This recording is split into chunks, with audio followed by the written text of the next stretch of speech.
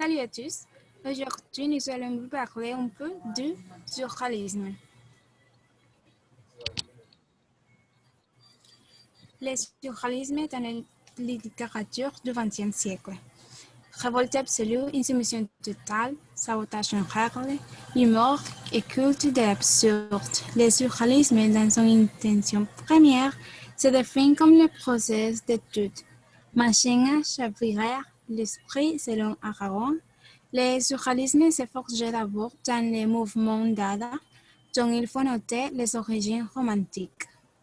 L'homme révolté Albert Camus. Bien, qu'est-ce que cela signifie? Surréalisme.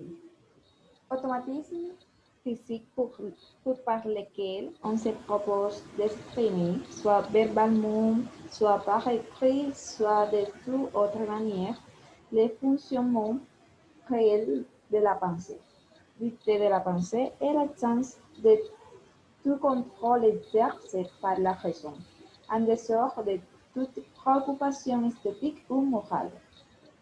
Selon l'encyclopédie Philo, le surréalisme repose sur la croyance à la qualité supérieure de certaines formes d'association négligées jusqu'à lui à la toute-puissance du rêve, au jeu désintéressé de la pensée. Il tend à ruiner définitivement tous les autres mécanismes physiques et à se substituer dans la résolution des principaux problèmes de la vie. Maintenant, de quoi s'agit-il? Bon, le surréalisme était un mouvement littéraire et artistique qui consistait en l'expression de la pensée de manière spontanée et automatique, qui n'était régulée que par les impulsions du subconscient et qui ne prêtait aucune attention ni importance à la logique ou à la négation des normes morales et sociales prévalemment établies. Il a proposé de valoriser la fantaisie, la folie et l'utilisation de la réaction automatique. Pour ce mouvement artistique, l'artiste a dû se laisser emporter par l'impulsion, en écrivant toutes les idées et pensées qu'il avait en tête, en laissant de côté à la logique. C'était une combinaison de pensées représentatives, abstraites, irréelles et inconscientes.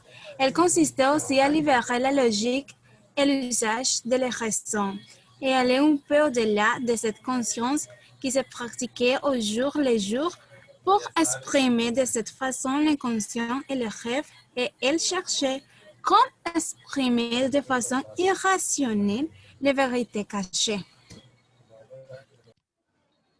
Bien, l'origine. Le surréalisme est un mouvement artistique qui a émergé en France entre 1921 et 1923, né après la Première Guerre mondiale avec la publication du premier manifeste surréaliste d'André Breton. Il a été créé par un groupe d'écrivains qui n'étaient pas satisfaits de l'anarchie qui existait à cette époque. Il est apparu comme une invitation à ouvrir l'esprit au non rationnel et à éveiller les forces cachées dans l'inconscient de l'homme afin d'atteindre les magiques. On a trouvé deux types. Il existe deux types d'œuvres d'art surréaliste. Premièrement, et le premier type d'art surréaliste est celui qui s'inspire des rêves, et le deuxième type d'art surréaliste était également connu sous le nom d'automatisme. Elle est apparue lorsque les gens faisaient les choses automatiquement, c'est-à-dire sans réfléchir. Bien, le surréalisme littéraire. Le surréalisme s'est étendu à la peinture, au septième art, à la musique et à la littérature. Cependant, tous les courants de ces mouvements n'entrent pas dans la même catégorie et c'est dans ces groupes que nous pouvons identifier le surréalisme gothique, le surréalisme figuratif et le surréalisme abstrait, entre autres. C'est l'un des plus importants mouvements d'avant-garde, tant sur le plan artistique que littéraire, qui prend forme dans la capitale française entre 1919 et 1924, attendant son influence au monde entier. Intrigués par Simon Freud et les Bretons, les surréalistes ont introduit des changements dans la vie quotidienne et la société, donnant au rêve à la honorisme une dimension fondamentale dans la création d'un nouveau langage créatif. On a trouvé les premiers écrivains surréalistes. Les premiers écrivains agents adhérés au mouvement pour un polaire et les premiers, Louis Aragon, Antonin Artaud, Benjamin Perret, Robert Desmond, Georges Limbourg, Raymond Queneau, Michel Léris, Joseph Delteil, Pierre Navige, René Crevel, Roger Vitra et Philippe Soupault. Les champs magnétiques textes dirigés conjointement en 1919 par André Breton et par Philippe Soupault et publié dans les revues littéraires en 1920 et fut considéré rétrospectivement comme les premiers écrits surréalistes. L'automatisme y était déjà expérimenté par les auteurs qui laissaient libre cours à leur imaginaire, cherchant à libérer le langage de tout contrôle, écrivant les textes d'une seule traite en refusant toute retouche ultérieure. Véritable exploration du langage, le surréalisme prenait une poésie révolutionnaire qui devait se tenir à l'écart de toute règle et de tout contrôle de la raison. L'acte poétique était vécu comme une prise de position sociale, politique et philosophique, et constituait l'une des trois branches de la trinité surréaliste, c'est liberté, amour et poésie.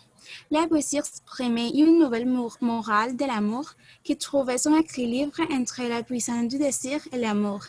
Électif dans le libertinage de Louis Aragon en 1924, dans la liberté et l'amour de Robert Desnos ou dans l'amour fou d'André Breton. Elle était également reflet de la liberté dans les pamphlets scandaleux tel Un cadavre qui fut diffusé à la mort d'Anatole France en 1924 dans l'acceptation et dans l'utilisation du hasard ainsi que dans la fascination pour la folie par André Breton en 1928.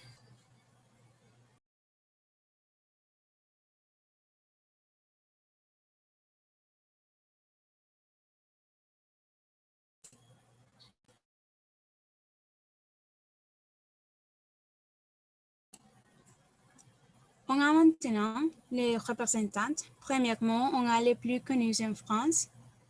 La dernière, s'il vous plaît. Alors,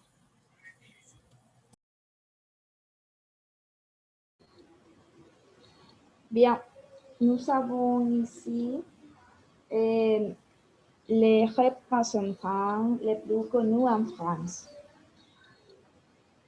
Premièrement, André Breton est considéré comme le père du mouvement surréaliste. Ce Français s'est aligné sur les mouvements d'avant-garde, créant un courant nouveau et très novateur qui a eu un grand impact parmi les créateurs du moment. L'influence de Breton sur la création du surréalisme a été le mouvement d'Adeste, un autre courant qui faisait également partie des sismes d'avant-garde, inspiré par la rupture avec la tradition prônée par les Dadistes, mais aussi par l'étude de la psychoneurologie de Freud. Breton publié les premiers manifestes surréalistes qui consistent en un regroupement théorique de ces mouvements. Louis Aragon, parisien et grand ami du Breton, avec lequel il publie un 1919, la revue Littérature, publication qui s'inscrit dans la cadre du judaïsme. Sur le plan idéologique, Aragon a commencé à s'aligner sur le communisme et pour ces raisons, on peut voir dans le monde réel un grand nombre de textes surréalistes dans lesquels il attaque les nobles bourgeoisie et défend les idées marxistes. Et finalement, nous avons Philippe Soupault. L'une des principales contributions de Soupault est Champ magnétique, le premier ouvrage écrit selon la technique de l'écriture automatique. En 1927, Soupault s'est dissocié du surréalisme en raison de son alignement idéologique avec le Parti communiste breton en raison de son alignement idéologique avec le Parti communiste.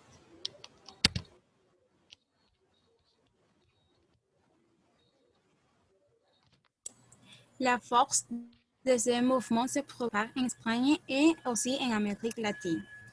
Nous allons ici les représentantes de ce mouvement en Espagne. On a Vicente Alexandre, l'auteur surréaliste espagnol par excellence. En fait, il s'est décrit comme un poète super réaliste, bien qu'il indique que sa méthode n'est pas celle de l'écriture automatique.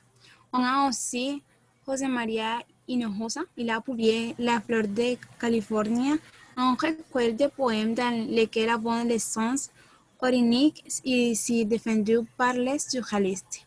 Ici, Rafael Alberti, ce célèbre poète espagnol, a également ressenti l'influence du surréalisme, ce qu'on le peut voir surtout dans Sobre los Ángeles ou aussi Sermones y Moradas. Et aussi on a Miguel Hernández. Cet auteur espagnol a également connu une brève période où le surréalisme a influencé son style.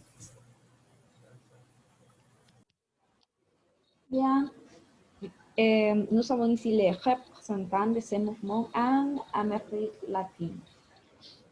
Nous avons Braulio Arenas, il est chilien, César Moreau, Octavio Paz, Xavier Abril, Alejo Carpentier, César Vallejo, Jorge Luis Borges et Julio Cortázar. Le surréalisme conçoit l'art comme un moyen d'oublier la réalité. Le surréalisme tend à interpréter les rêves, les fantasies et les désirs du peintre en créant des images absurdes et dénuées de sens. Les observateurs concluent en utilisant des symbologies sexuelles et érotiques. C'est tout.